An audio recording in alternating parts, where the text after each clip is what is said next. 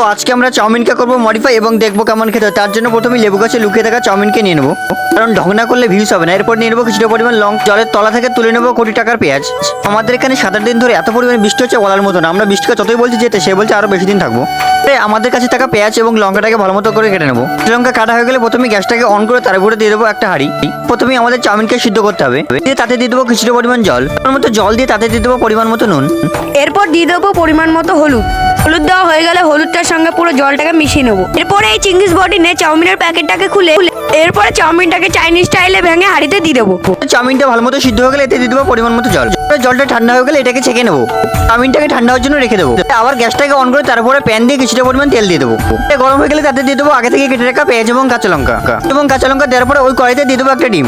এটাকে দিয়ে প্রত্যেকটা উপকরণকে ভালো মতো করে নেড়েচেড়ে মিশিয়ে নেবো। এতে দিয়ে দেবো কিছু পরিমাণ নুন এবং কিছুটা পরিমাণ জিরে, সামান্য পরিমাণ ধনে।